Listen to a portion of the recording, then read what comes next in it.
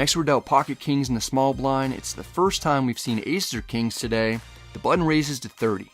It's the opponent who beat us with pocket aces earlier. He's got a lot of our money in his stack that we need to retrieve. I'm in for 6,900 total on the day and down over 4,000 at the moment. I 3-bet to 150. This is set up nicely for us.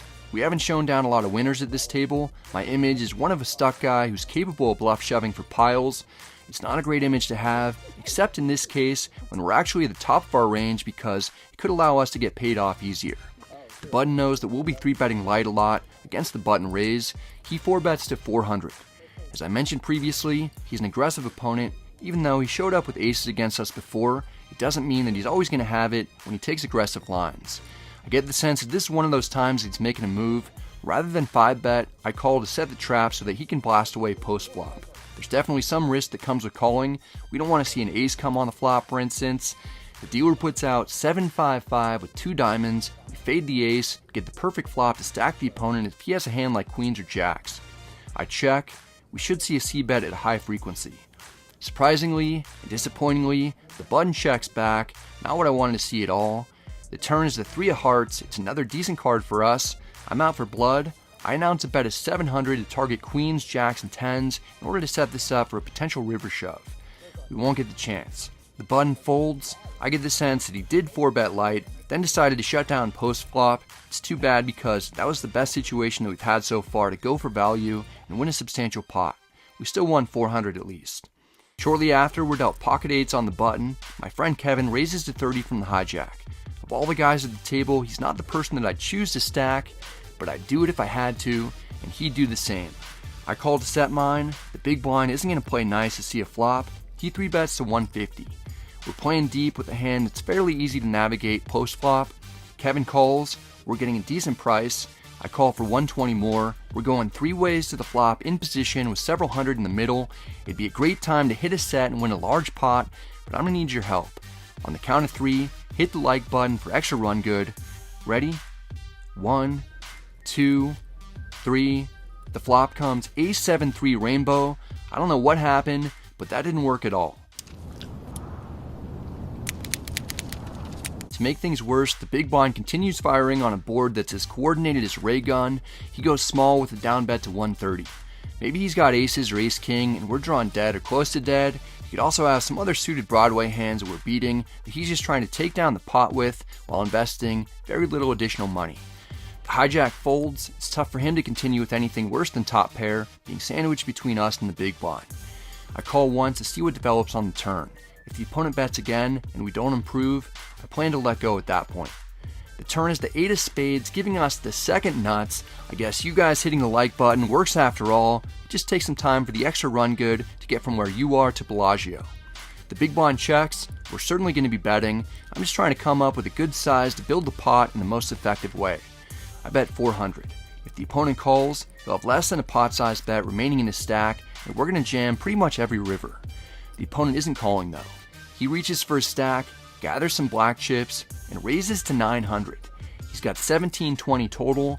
I consider flatting so that we make sure to keep the opponent's bluffs in, but if he's got an ace, I don't think that he's going to fold. He might be hesitant to put the rest of his money in on certain bad rivers for him. I take a chip and announce that I'm all in. There's no hesitation from the big blind. He immediately grabs a chip from his stack and he calls. We might be up against aces, but he's sliding his stack into the middle as if he expects it to go to us.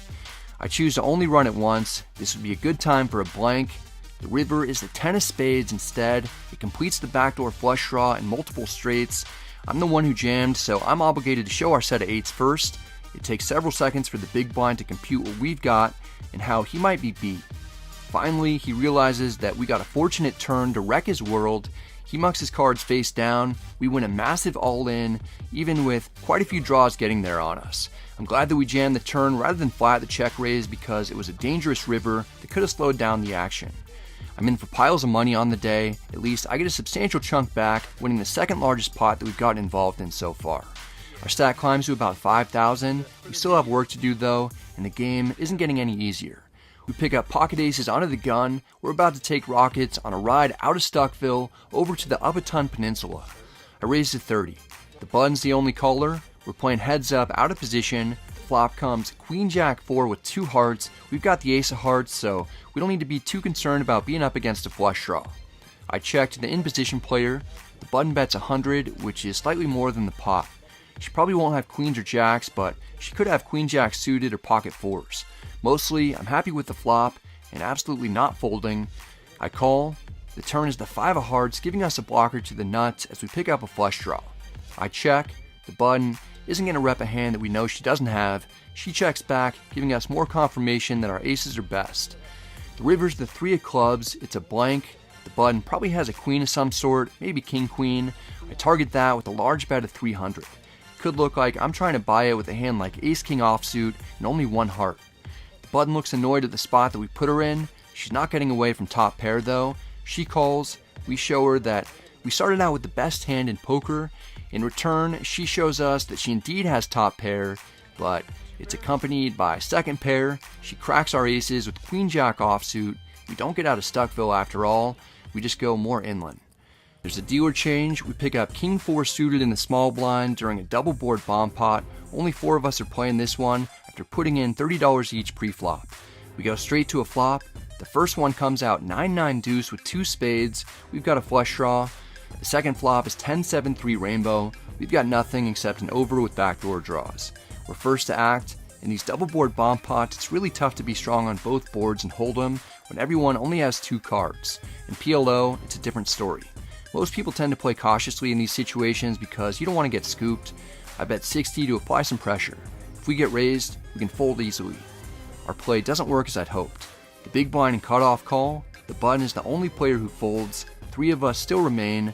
The top turn is the 7 of spades, giving us a flush, but we could be drawing dead against the ace high flush or a boat. The bottom turn is the queen of clubs. It doesn't help us at all. I'd like to get to showdown now that we've got a hand with some real value on at least one board. I check. The big blind checks. The cutoff checks back. It doesn't seem like either of them have much. The top river is the 5 of clubs. It should be a blank. The bottom river is the 4 of diamonds, giving us bottom pair. Now we've got some showdown value on each board. There are multiple ways that we could go about this. Pathway 1 is to check, get to showdown, probably win the top board, and lose the bottom one. The second path is to bet small, try and get called in 2 spots. We'd win half the pot with 3 players putting money in on the river.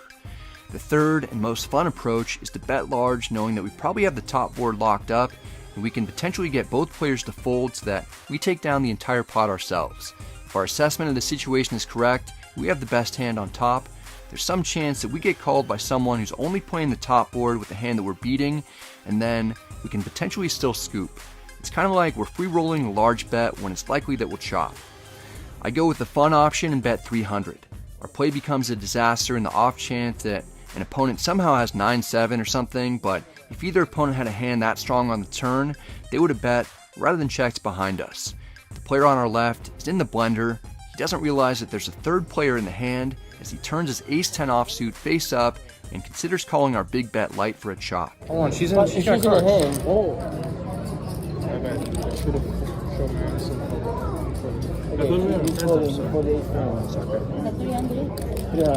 I'm thrilled to get ace-10 to fold. We've got a much better shot at scooping. Our chances are reduced when the cutoff calls our large bet. We reveal our flush on the top board and our 4th pair on the bottom board. Our plan works out to perfection as the cutoff shows 9-6 offsuit. She has trips on the top and only 9 high on the bottom board. We got the big blind to fold the best hand on the bottom. Then we got called by a hand that we beat on both boards to win it all. The big blind lets us know that his blunder allowed us to win the maximum. If I didn't show my hand, I just call you for the chop. And we chop. Thanks for showing the hand, I guess. And then I realized it's three-handed. Here we've got pocket 9s in the big blind. A player in middle position limps in. The game has filled up and gotten much better than it was when we were playing 5-handed with all pros. The button raises to 40. I'm happy to play for that amount. I call the 40. The middle position player folds. We're heads up, out of position against the button. The flop comes 10-4-3 with 2 spades. Only 1 over isn't that bad for us. We've at least got a backdoor flush draw. I check. The button keeps control of the pot with a bet of 40. We're not going to be folding pairs on a flop when it's heads up in a single raised pot very often.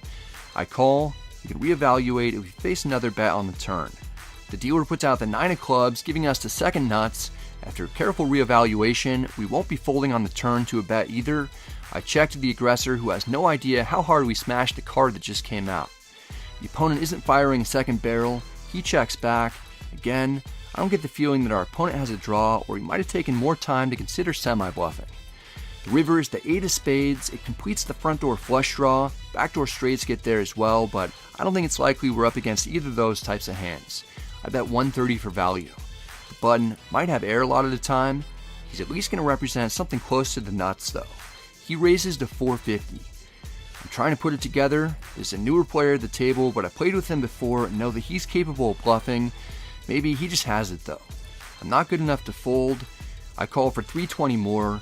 The opponent has ace-jack offsuit with the jack of spades. He has removal to straight and flush combos, but doesn't have anything except ace-high. We get the win in a significant pot. We got off to a terrible start today. It was close to being a complete disaster. We don't come all the way back, but we limit the damage after stringing some wins together to get closer to the even mark before racking up.